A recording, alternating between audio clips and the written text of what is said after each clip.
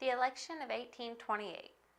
The election of 1828 is considered the first modern campaign in American politics, meaning it was the first campaign that looks similar to what campaigns look like today.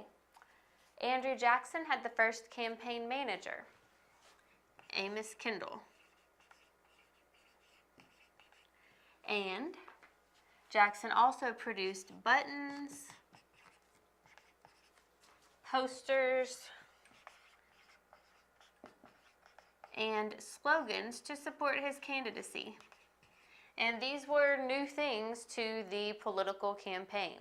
So these are items that made this campaign look more like a modern campaign you might see today.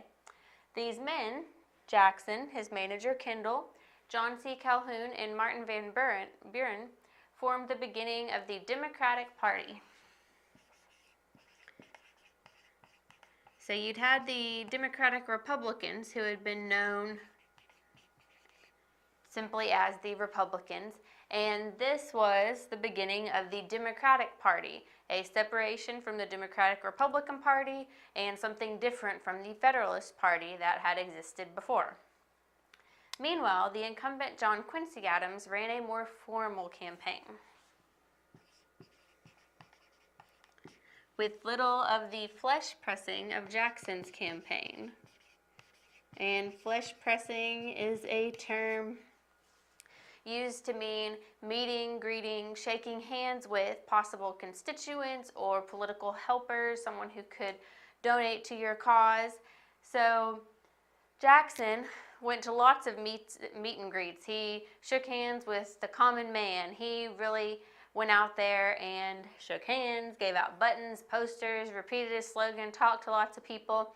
He ran his campaign more like a modern campaign, where John Quincy Adams ran a very formal campaign, and he didn't do as much mingling with the common man.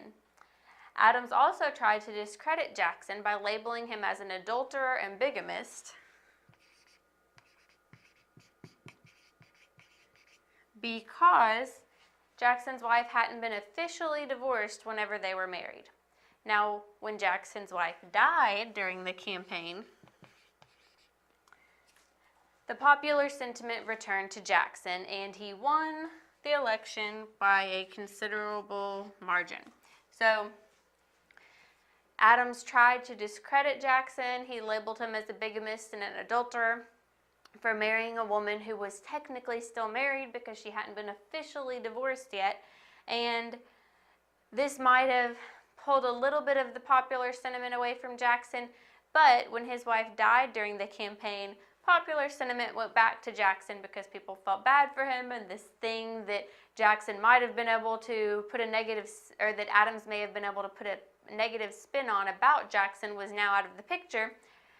Jackson was able to win by a considerable margin. Jackson's inauguration was an overcrowded, chaotic affair. And this is because he was more popular with the common man than his predecessor, John Quincy Adams, was. So he had a lot more people attend his inauguration. It was more of a fun, upbeat affair, and the president actually suffered 3 cracked ribs during the festivities because it was so overcrowded and chaotic. So the election of 1828 was important because it was the first modern campaign in America, and it also saw the formation of the beginning of the Democratic Party. And the outcome of the election of 1828 was Andrew Jackson winning by a landslide.